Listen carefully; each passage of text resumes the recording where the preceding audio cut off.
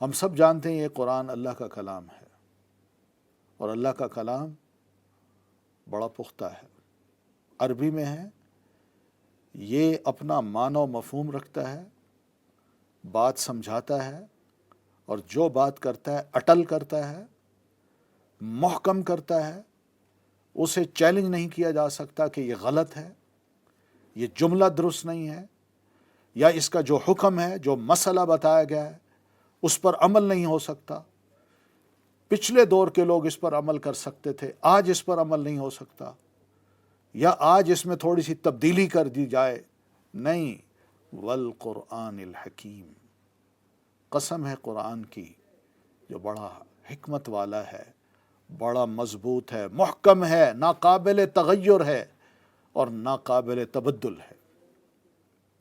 اس میں کوئی امینڈمنٹ نہیں ہو سکتی، اس کے حکم کو کوئی نہیں بدل سکتا۔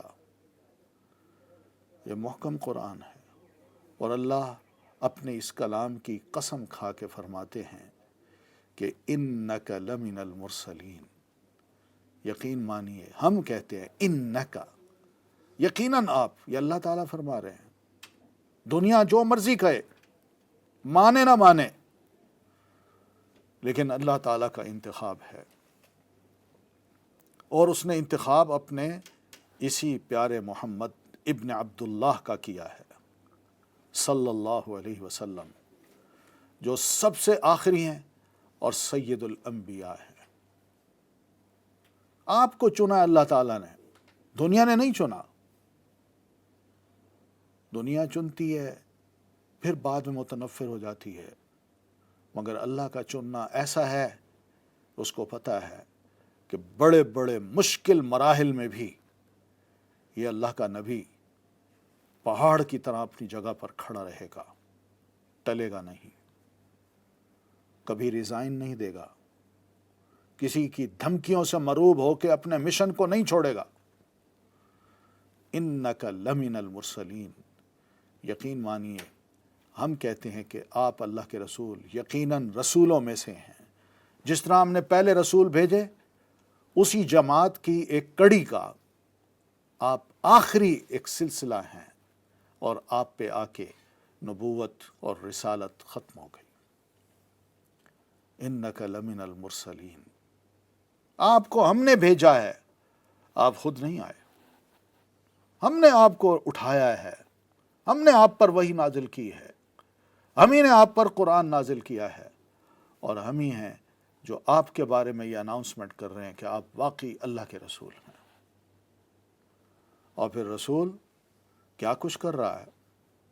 کیا اس کا اٹھنا بیٹھنا، اس کا بولنا، اس کا عمل کرنا، اس کی عبادات، اس کے معاملات، اس کی گفتگو، وہ کیسی ہے؟ اس لیے کہ لوگ بولتے ہیں، لوگ گائیڈ بھی کرتے ہیں، لوگ اٹھتے بیٹھتے ہیں، معاملات بھی کرتے ہیں، مگر وہاں ایک کوسچن مارک ہوتا ہے کہ یہ معاملہ کیا درست ہے کہ غلط ہے، یہ گفتگو صحیح ہے کہ غلط ہے۔ اللہ فرماتے ہیں علی صراط مستقیم، تم آپ اللہ کے رسول بالکل سیدھی راہ پہ ہو، فوکسڈ ہو، سیدھی راہ۔ یہ سیدھی راہ وہ ہے جو جنت کی طرف لے جاتی ہے، جو اللہ کی رضا کی طرف لے جاتی ہے، جس پر اللہ خوش ہے، اور جس میں اللہ یہی سمجھتا ہے، اللہ یہی چاہتا ہے کہ انسان اس راہ پہ چلے، کامیاب ہوگا۔ اور اگر اس راہ کو چھوڑ کے اور راہیں اپنا لیں جو انسانوں کی بنائی ہوئی ہیں، تھاٹس ہیں، نظریات ہیں، افکار ہیں، وہ بھی اپنی راہیں دیتے ہیں، دکھاتے ہیں، مگر انسان کے لیے کوئی لاہ عمل مستقبل کا جو امن کا ہو، سلامتی کا ہو، اور انسان کی کامیابی کا ہو، آج تک مل جل کے بناتا رہا ہے، مگر کبھی کامیاب نہیں ہو سکا۔ ہر دور میں اس کو اپنے نظام کو، اپنے سسٹم کو، اپنے لاہ عمل کو، اپنی فکر کو بدلنا پڑا ہے، مگر یہ فکر، یہ عمل ایسا ہے کہ جس پہ ایک بار انسان چلے تو واقعی وہ سیدھی راہ پہ چلتا چلا جاتا ہے، جس سے امن بھی نصیب ہوتا ہے، سلامتی بھی نصیب ہوتی ہے، اور خیر ہی خیر نظر آتی ہے۔ تنزیل العزیز الرحیم، یہ قرآن تنزیل ہے۔ قرآن مجید کا ایک نام تنزیل بھی ہے۔ تنزیل کا مطلب ہے تھوڑا تھوڑا کر کے ضرورت کے مطابق قرآن مجید کو نازل کرتے جانا، اور اللہ تعالیٰ نے ایسا ہی کیا ہے۔ اس کو ایک ہی دفعہ ایک ہی کتابی شکل میں نازل نہیں کیا۔ آپ پر جو نازل ہوتا آپ صحابہ کرام کو بتاتے، اور صحابہ کرام سنتے، دنیا سنتی آپ سے، اور جس نے مانا آپ کی اس بات کو کہ مجھ پر اللہ نے قرآن نازل کیا ہے، اور پھر آپ قرآن سناتے، تو جس نے پہلے آپ کی بات کو مانا اس نے قرآن کو بھی مان لیا، جس نے آپ کی بات کو نہیں مانا اس نے قرآن کو بھی نہیں مانا۔ سوچیے آپ کی بات کتنی اہمیت رکھتی ہے، جس کو دینی زبان میں حدیث کہتے ہیں، سنت کہتے ہیں۔ رسول ہیں آپ صلی اللہ علیہ وسلم پر جو قرآن نازل ہوا وہ تھوڑا تھوڑا حالات کے تقاضوں کے مطابق نازل ہوتا رہا۔ 23 سال تقریباً اس کو لگے، اور قرآن جا کے مکمل ہوا۔ مگر سوچنے کی بات ہے کہ کس طرح حالات بنتے گئے، قرآن اترتا گیا، سوال اٹھتے گئے، قرآن اترتا گیا، اور جوابات ملتے گئے۔ قرآن جو پیشین گوئیاں کرتا گیا وہی حالات اللہ تعالیٰ سنوارتا اور بناتا گیا۔ یہ کون کر رہا ہے؟ کس کا کلام ہے یہ؟ تنزیل العزیز الرحیم، اس ہستی کا جو غالب ہے اور با اختیار ہے۔ اس کو کوئی زیر نہیں کر سکتا، اس کے پلان میں کوئی مخل نہیں ہو سکتا، کوئی دخل اندازی نہیں کر سکتا۔ محکم فیصلے ہیں اس کے، پکے اور با اختیار ہستی کے۔